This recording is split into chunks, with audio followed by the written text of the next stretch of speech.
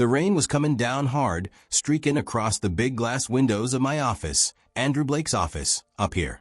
Kinda matched my mood, you know? From the 40th floor, New York City looked like a whole nother world. All hustle and bustle, full of life, nothing like the emptiness I was feeling. I was 35, had pretty much everything a guy could want. Top architect, designs all over the place, changing the city skyline and all that. But even with the fancy awards and whatnot, something always felt like it was missing. Then, a soft buzz pulled me back to earth. That was Rachel, my assistant, on the intercom. "Mr. Blake, the blood drive team's ready downstairs." I straightened my tie, just a habit I have when I'm trying to hide that I'm restless. "Thanks, Rachel. I'll be right there," I told her. That blood drive, that was my idea. It was something personal, you know? My sister, she was saved by a blood donation when we were kids, and I always wanted to pay that forward. So, there I was rolling up my sleeve. The nurse getting the kit ready gave me a smile. "Roll blood," she says. "That's incredibly rare." The next morning, my phone rings. It's the hospital, and they sounded urgent.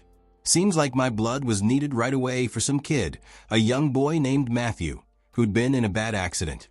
Without even thinking, I said yes. What got me, though, was how much the nurse stressed how rare his blood type was. At the hospital, a nurse thanked me big time. "You've likely saved his life," she said. "Matthew has Rh Noel blood, just like you. Find in a match like that is almost impossible." I froze right there. Noel blood. That's the golden blood, right? Only a handful of folks in the whole world have it. But it wasn't just how rare it was that got to me. It was the kid's name, Matthew, and that quick look I got of him through the window in his room. Dark curls framed his pale face while he was lying there quietly, a book on his lap. Something about him, something familiar I couldn't put my finger on, stirred up feelings I hadn't felt in years. Then, a memory hits me out of nowhere. 5 years ago, I was with Isabel. She was a medical student, and I was really in love with her. But then, she just vanished, no explanation, nothing. Left me with a whole lot of questions and a broken heart. The nurse's voice snapped me back. "Matthew's recovering, but he's from an orphanage. It's a miracle we found someone with the same blood type, let alone willing to donate." My mind started racing. 5 years since Isabel disappeared, Matthew looked about that age, and that blood type? That's something you usually get through genetics. By the time I left the hospital, I was a mess. Could this kid be my son? Could Isabel have been pregnant and never told me? The weight of it all crashed down on me as I looked out at the rain. The answers were right there, but finding them could change everything.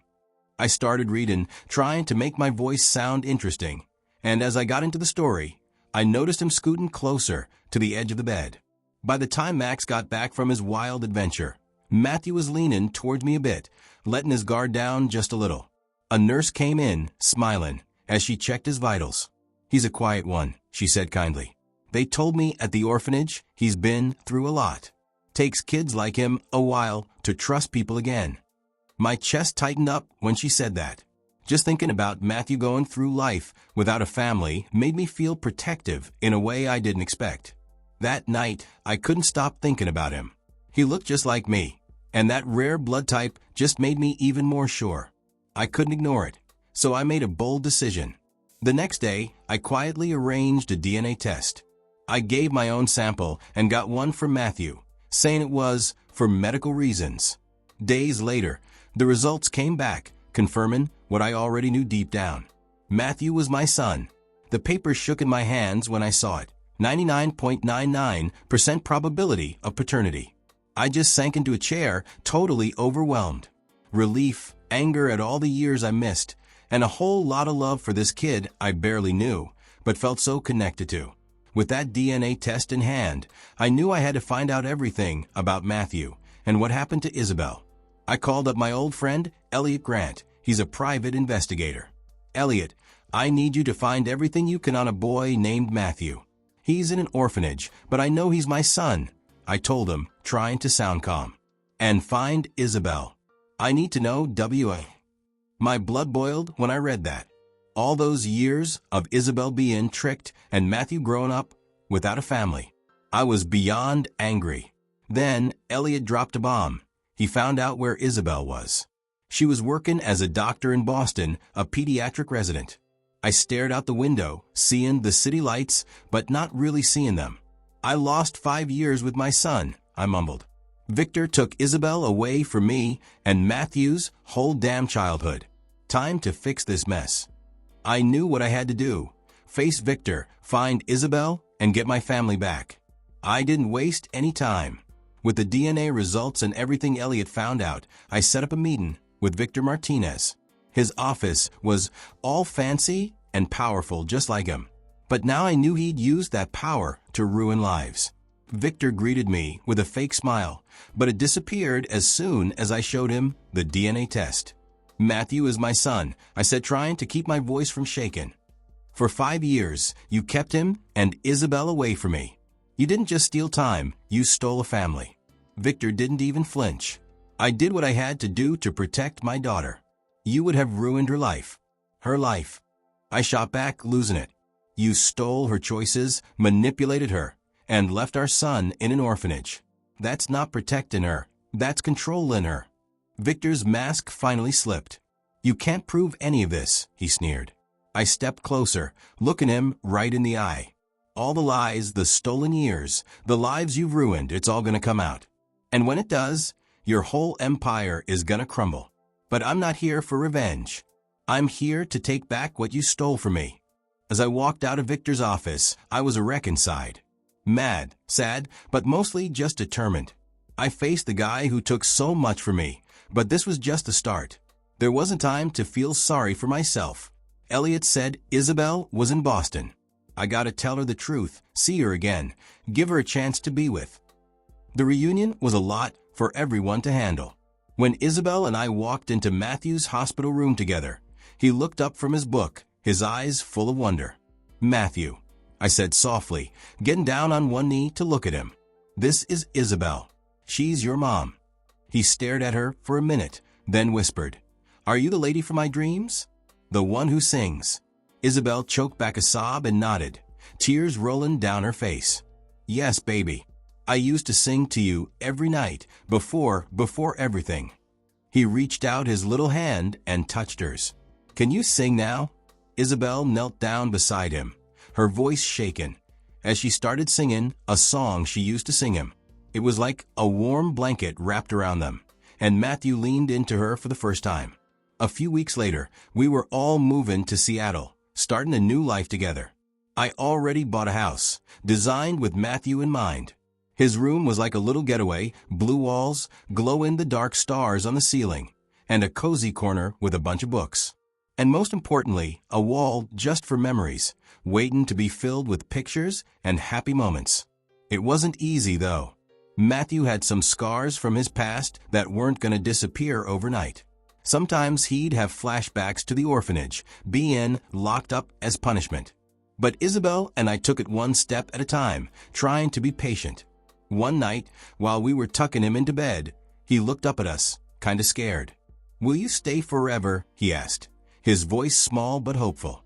I got down on one knee and put my hand on his shoulder. This is your home now, I said. Forever and always. Isabel smiled through her tears and added, We're not going anywhere, sweetheart. He squeezed his stuffed animal and whispered, Okay. Slowly but surely, the quiet times turned into laughter. Victor Martinez, stripped of all his power, finally faced the music. They found all the fake papers and illegal adoption stuff, uncovered a whole mess of corruption that reached across state lines.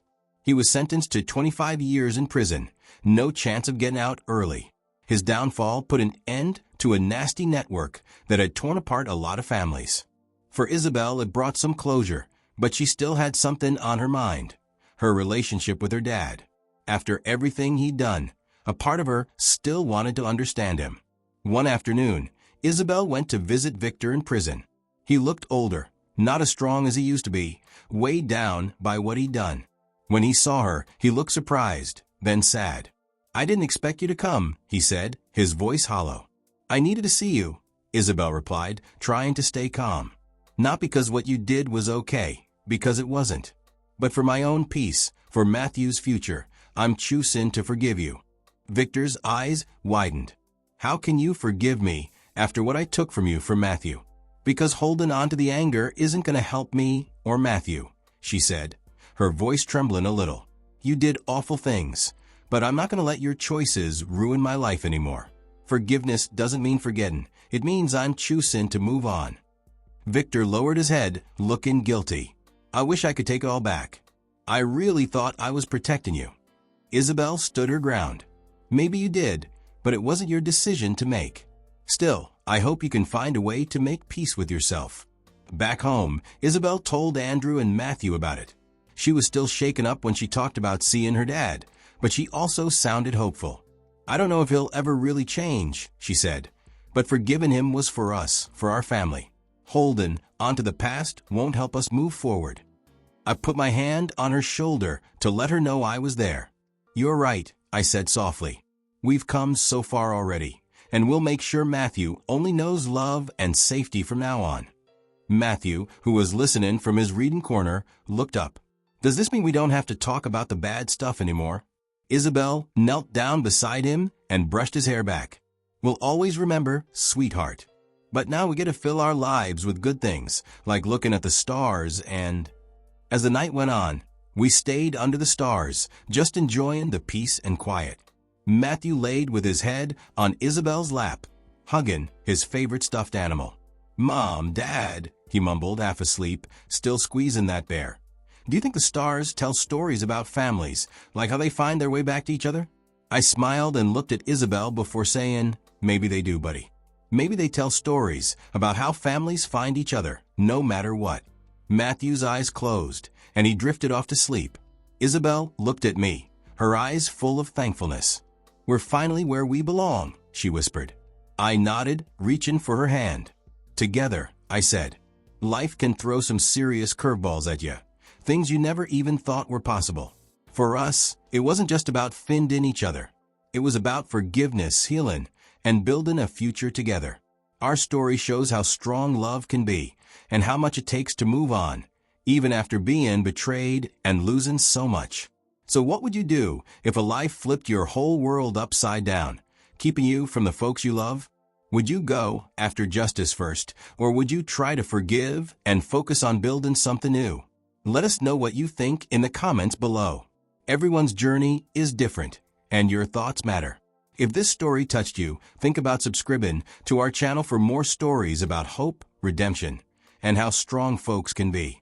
And share this video with someone who might need a reminder of how powerful love and forgiveness can be. Thanks for watching and being part of our community. Until next time, just remember, even when things are at their darkest, there's always a way to heal and find the light.